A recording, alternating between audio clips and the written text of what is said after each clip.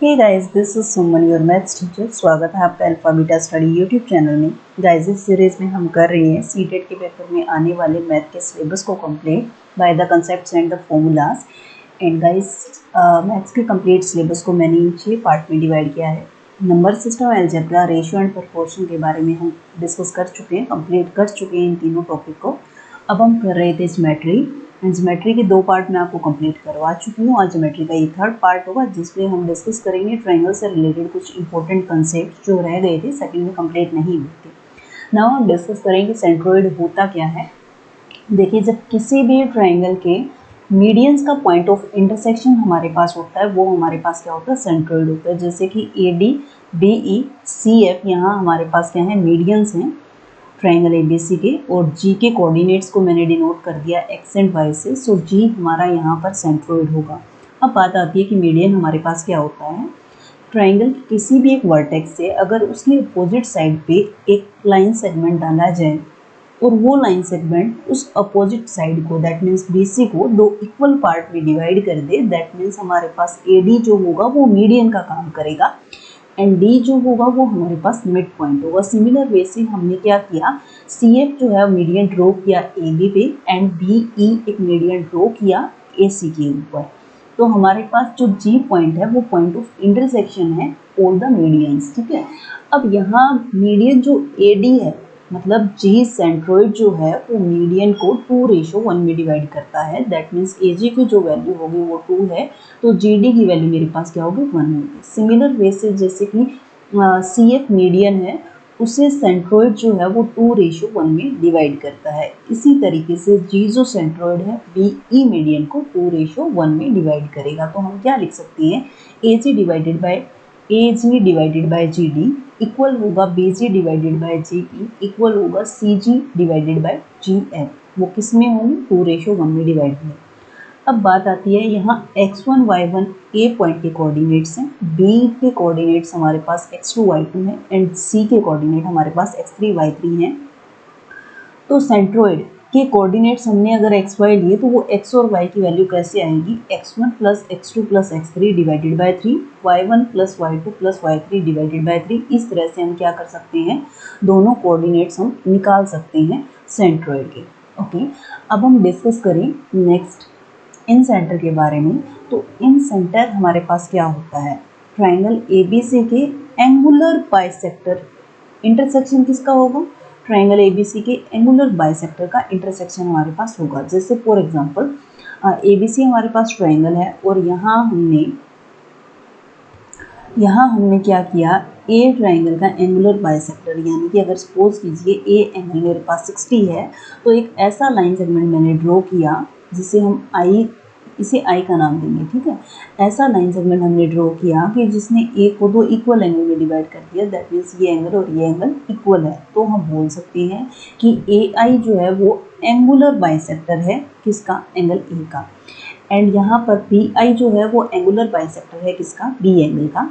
And यहाँ पर CI जो है वो एंगुलर बाइसेक्टर है किसका, एंगल C का। दैट I हमारे पास क्या होगा, इन सेंटर कहलाएगा। ठीक है, और फिर x और y की इनकी वैल्यूज निकाली कैसे जाती है, सपोज कीजिए कि इस कंप्लीट लेंथ को A वर्टेक्स के सामने वाली लेंथ को हमने स्मॉल a से डिनोट किया, B के सामने वाली लेंथ को हमने B से डिनोट किया एंड C वर्टेक्स के सामने वाली अपोजिट साइड को हमने C से डिनोट किया।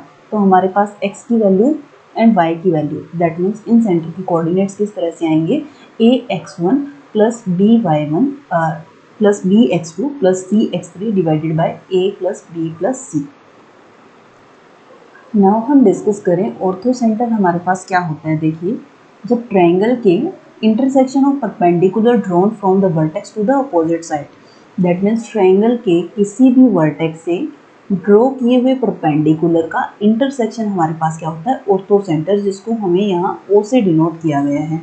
ठीक है, तो ये हमारे पास क्या होता है, ऑर्थो सेंटर होता है। नोट हमारे पास क्या है, अगर इक्विलेटरल ट्रायंगल गिवन है, इक्विलेटरल ट्रायंगल गिवन है, ऐसे ट्रायंगल जिसकी तीनों लाइन सेगमेंट इक्वल हो, तो उस केस में हमारे पास incentre, orthocentre and centroid तीनों सेम होंगे। ठीक है, अब नेक्स्ट हम बात करें सर्कम सेंटर हमारे पास क्या होता है, ट्रायंगल के साइड्स के परपेंडिकुलर आप ड्रॉ करेंगे, जैसे हमने ए बी साइड पे परपेंडिकुलर ड्रॉ किया, बी सी पे परपेंडिकुलर ड्रॉ किया एंड सी ए पे परपेंडिकुलर ड्रॉ किया, जहाँ पर ये लाइन के परपेंडिकुलर मीट करेंगे उस पॉइंट को क्या बोला जाता है, सरकमसेंटर बोला जाता है। और ये प्रॉपर्टी होती है सरकमसेंटर में कि ओ ए इक्वल होगा ओ सी के एंड ओ सी इक्वल होगा ओ ए के। ये प्रॉपर्टी हमारे पास होती है, तीनों क्या होंगे, इक्वल होंगे, वहाँ से हम इक्वेशन भी निकाल सकते हैं। और यहाँ नोट क्या है, अगर राइट एंगल ट्रायंगल है, क्या है हमारे पास, एक राइट एंगल ट्रायंगल है।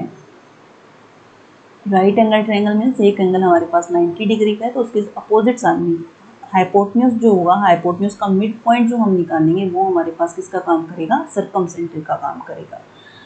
तो ये चार चीज़ें कंसेप्ट हमने, centroid, circumcentre, incentre and orthocentre, ये सीटेट के एग्जाम में तो कम पूछे जाते हैं, बट बाकी एग्जाम में काफ़ी ज़्यादा इंपॉर्टेंट कंसेप्ट है ये, जैसे कि स्टेट में डायरेक्ट क्वेश्चन आता है इनसे। नेक्स्ट हम डिस्कस करें, कुछ इंपॉर्टेंट पॉइंट्स हमारे रह गए थे ट्रायंगल से रिलेटेड। अब देखिए फर्स्ट हम डिस्कस करें कि ऑल्टीट्यूड हमारे पास क्या होता है।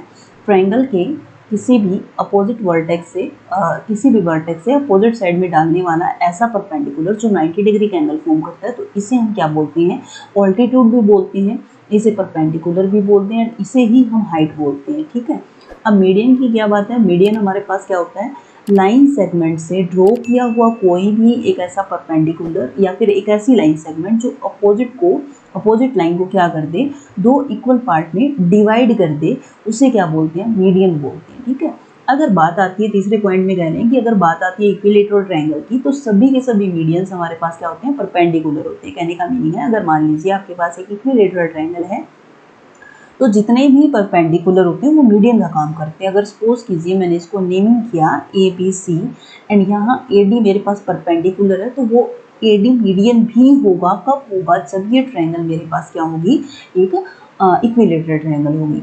फोर्थ पार्ट में कहता है कि अगर मान लीजिए हमारे पास एक ये ट्रायंगल गिवन है और इसका एक्सटीरियर एंगल हमारे पास 130 डिग्री है। ये सीटेट में डायरेक्ट क्वेश्चन, ये कंसेप्ट यूज होता है गाइस। जैसे कि एक्सटीरियर एंगल, ये जो 130 एंगल हमारे पास है, तो वो किसके इक्वल होगा, ये जो 130 डिग्री मेरे पास एंगल है वो इक्वल होगा ट्रायंगल के इस एंगल के अलावा बाकी दो एंगल्स के सम के इक्वल होगा। That means the exterior angle of triangle is equal to the sum of two interior opposite angles.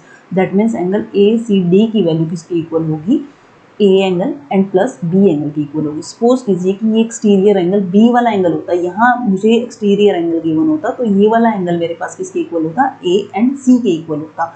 Suppose कीजिए कि यहाँ से हमारे पास गिवन होता कि ये एक्सटीरियर एंगल हमें पता होता, तो हम इसके अपोजिट वाले एंगल के सम के इक्वल इस एक्सटीरियर एंगल को रखते हैं।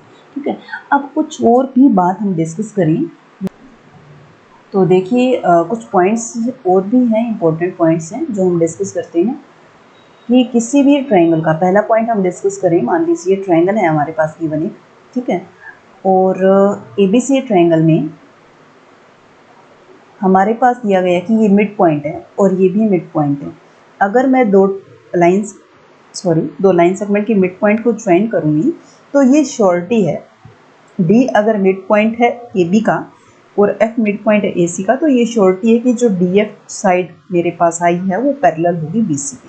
ठीक है, एंड सेकंड कंसेप्ट की हम बात करें, अगर मान लीजिए ट्रायंगल है, ठीक है, ए बी सी एक हमारे पास ट्रायंगल है, और यहाँ से बोला जाए, ये कंसेप्ट भी डायरेक्ट हर क्वेश्चन में आता है सीटेट के हर पेपर में, कि अगर मान लीजिए एंगुलर बाइसेक्टर लिया मैंने बी का, ठीक है, और सी का मैंने एंगुलर बाइसेक्टर लिया, और यहाँ से हमने क्या मिला, एक ओ एंगल मिल गया। ठीक है, तो ये ओ एंगल कैसे आएगा, B O C angle, B O C कैसे आएगा, equal to 90 degree of half of angle B. ठीक है, ये भी शॉर्टकट मोस्ट इंपॉर्टेंट फॉर्मूला है, ये भी हर टाइम यूज होता है गाइस। ओके, अब हम तीसरी बात करें यहाँ से कि किसी भी ट्रायंगल का, अगर मान लीजिए ये हमारे पास एक ट्रायंगल गिवन है और ये एंगल सबसे बड़ा एंगल है, तो ट्रायंगल का जो एंगल सबसे बड़ा एंगल होगा उसकी जो साइड होगी अपोजिट साइड, वो भी सबसे बड़ी साइड होगी। दैट मीन्स वो सबसे लार्जेस्ट साइड होगी। ठीक है, अगर मान लीजिए ट्रायंगल की एक लार्जेस्ट साइड आपको पता है, तो उसका अपोजिट एंगल भी क्या होगा, सबसे लार्जेस्ट एंगल होगा।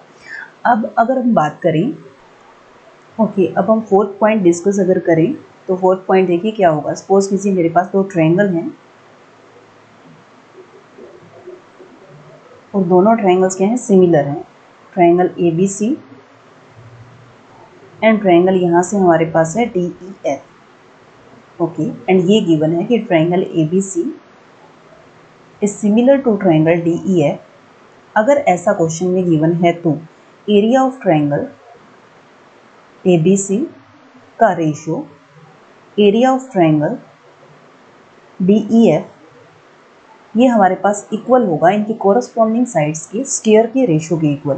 दैट मीन्स हमारे पास AB का स्क्वायर किसके इक्वल होगा, AB square divided by DE square equal होगा यहाँ से AC square divided by DE square DF square AC square divided bye DF square के रेशियो में, एंड इक्वल होगा BC square divided bye EF square के equal होगा। ठीक है, और सेकंड बात क्या है कि अगर इफ ट्रायंगल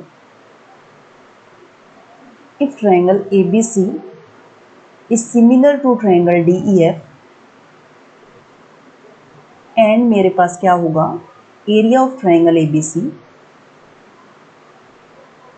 इक्वल होगा area of triangle DEF, then हमारे पास क्या होगा, triangle ABC is congruent to triangle DEF। ये भी हमारे पास फिफ्थ इंपॉर्टेंट पॉइंट है। एंड सिक्स पॉइंट हमारे पास क्या होगा, सपोज कीजिए अगर एक ट्रायंगल है, ठीक है, और ABC सपोज करते हैं हमारे पास एक ट्रायंगल है और इनका मिड पॉइंट मैंने लिया, सपोज कीजिए कि इनके मिड पॉइंट्स हैं। दैट मीन्स D जो है वो मिड पॉइंट है BC का, एंड E मिड पॉइंट है AB का, एंड सपोज कीजिए F मिड पॉइंट है AC का। अगर हम इन मिड पॉइंट से ज्वाइन करके एक ट्रायंगल फॉर्म कर दें तो हमारे पास इन सभी का एरिया इक्वल होगा। That means area of triangle AEF equal होगा area of triangle EFD equal होगा area of triangle DFC, DCF भी लिख सकते हैं, इक्वल होगा एरिया ऑफ ट्रायंगल यहाँ से BED, ट्रायंगल BED। ये सभी का एरिया इक्वल होगा। और कंप्लीट अगर मैं ट्रायंगल ABC के एरिया की बात करूं तो वो हमारे पास क्या होगा, 4 टाइम्स किसी भी एक ट्रायंगल के एरिया के 4 times of area of triangle EFD की। ठीक है, आप EFD भी लिख सकते हैं क्योंकि ये चारों एरियाज आपस में इक्वल है, तो इनकी जगह पे आप किसी को भी यूज़ कर सकते हैं अकॉर्डिंग टू क्वेश्चन में क्या कंडीशंस आपके पास गिवन हुई हैं। तो यहाँ हमारे पास गाइस ट्रायंगल से रिलेटेड ऑल द कंसेप्ट, सारे A to Z कंसेप्ट मैंने आपको क्लियर करवा दिए। नेक्स्ट हम क्वाड्रिलेटरल के बारे में पढ़ेंगे पार्ट नंबर 4 में। अगर आपके लिए सीरीज हेल्पफुल है तो guys please like, share and subscribe my channel ताकि आने वाली हर एक वीडियो का नोटिफिकेशन आपको मिल जाए। Thank you and have a nice day.